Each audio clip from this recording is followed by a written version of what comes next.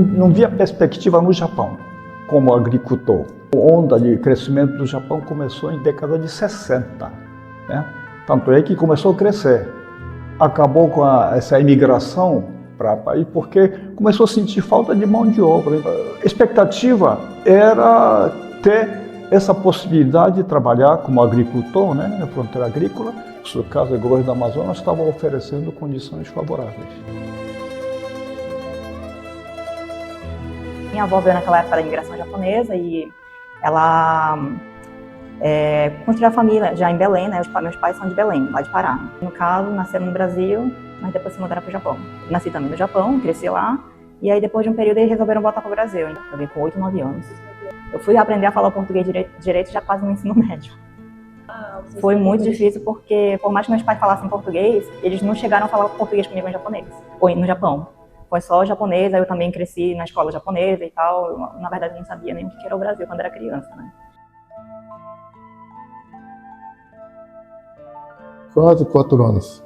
Porque minha esposa é brasileira. O imigrante chegou aqui, mas não tinha nada de comida japonesa, não tinha tempero também. Então, mesmo eles estavam produzindo em casa aquele molho shoyu, aquele miso, né, pasta de soja.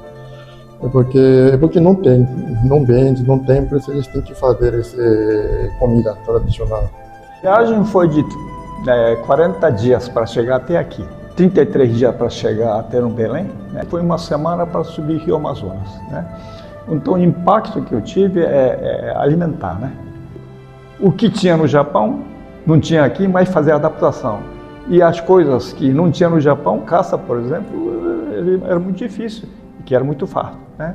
Sou imigrante de 58, fui com 7 anos de idade, né?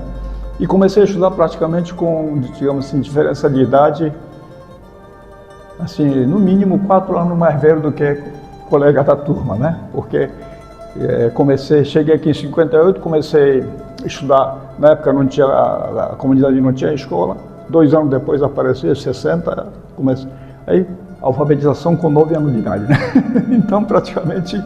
Mas com 13 anos meu pai colocou para a cidade. Enquanto estudava lá na comunidade, sou professor brasileiro, estudo japonês. Então comunicação entre nós era só japonês, num ambiente nada favorável para aprender a língua portuguesa, né? Esse ambiente que vocês estão aqui era casa do estudante na década de 70, inclusive morei aqui de 70 até 80 e pouco, né? Mas em 76 me formei, aí fui trabalhar no interior. Em 1980, o governo do Japão, né, na época foi fundada a Associação Nipo-Brasileira, e repassou para a associação essa propriedade, né, digamos assim, na área nobre de Manaus, né, e em tamanho que tem 30%, né, qualquer lugar. Essa propriedade foi, digamos assim, praticamente cedido, doado de graça para a Associação Nipo-Brasileira. Então, eu ajudei para, digamos assim, trabalhar nessa reforma, como eu tinha me formado em engenharia civil, né. E quando estava aqui, o pessoal disseram que, olha, estou precisando de professor, né? Aí vem aqui dar aula. Eu não sei, nunca dei aula, né? Mas tu sai falar as 2 línguas, aí vai quebrando galho, né? E até hoje eu estou quebrando galho. Esse último período, registramos quase 700 alunos inscritos.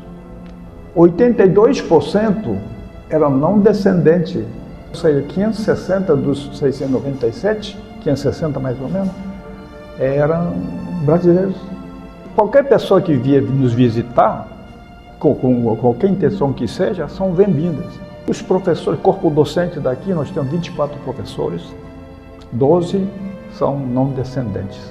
Nós estamos, né, dando exemplo de, digamos assim, de interação da cultura japonesa com a cultura brasileira.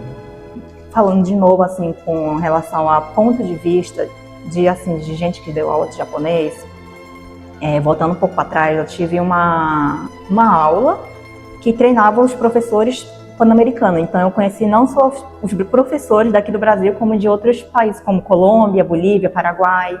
E nisso a gente teve uma experiência, assim, uma troca de informações que eu não pensei que estava acontecendo. Por exemplo, em japonês a gente costuma muito, assim, tem o terminal, né, a gente chama san, né, por exemplo, fala Aizawa-san, a gente não chega a falar somente com o nome da pessoa.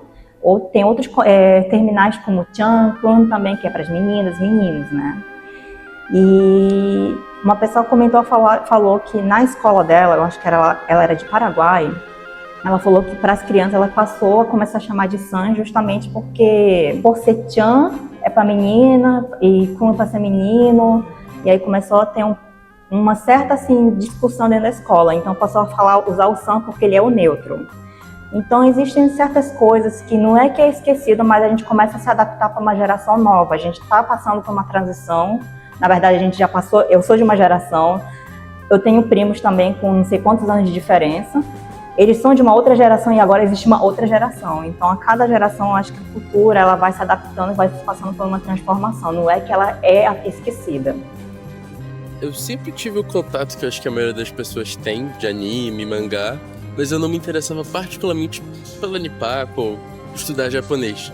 Mas foi quando eu conheci um descendente fazendo as tarefas dele na apostila, acho que em 2018, falei, cara, negócio interessante, eu fui atrás e desde então eu estudo japonês. Eu me interesso muito pela geografia do Japão. É meio estranho falar, mas tipo, o Japão é um país muito bonito, além do anime. A gente normalmente só pensa em Tóquio, mas as coisas mais tradicionais também são muito legais.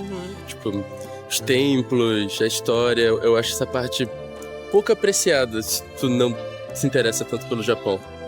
Do que eu acompanho, eu sei que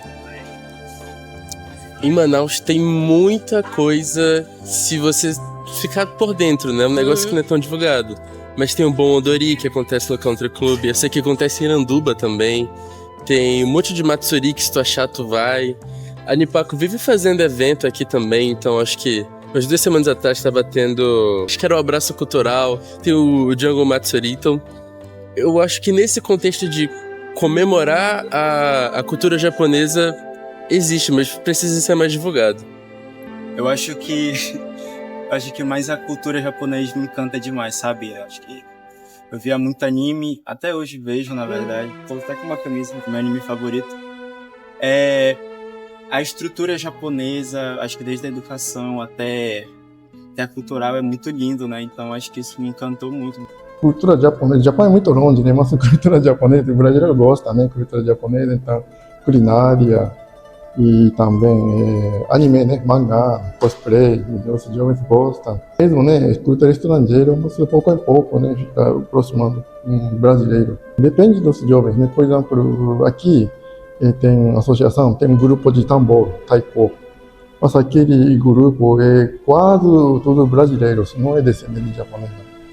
Mesmo assim, quando começaram, isso abaixa a cabeça, né? Yoroshiku onegaishimasu, né? Muito obrigado, abaixa a cabeça. Esse também é muito importante em toda a tradição do Japão. E também, os jovens gostam de assistir anime, mangá. Mas algum anime, mangá de samurai, muito antigo. Então, eles sempre cumprimentar, respeitar outra pessoa.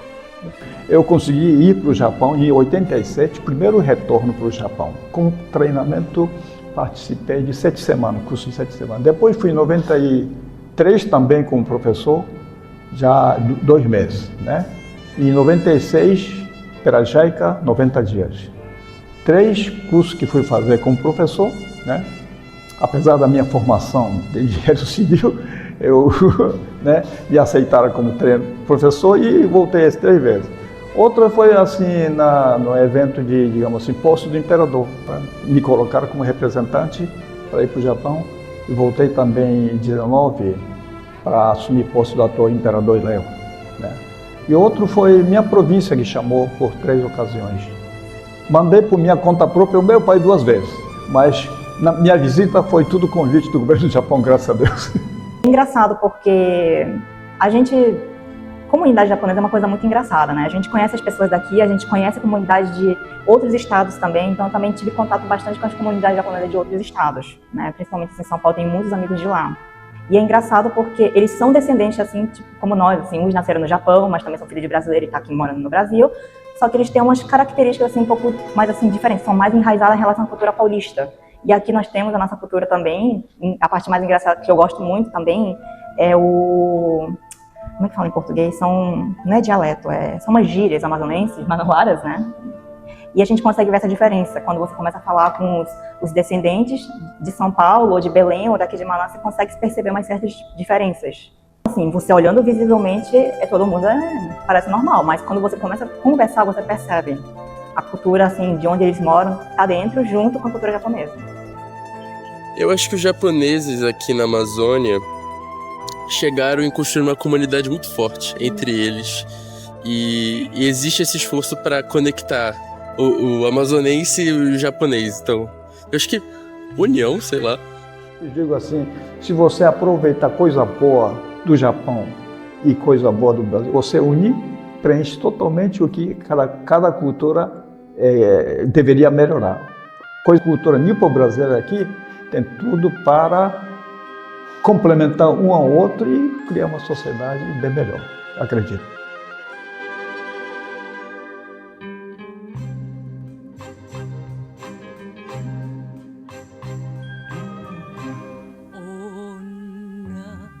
女だてらの都政を恥じて」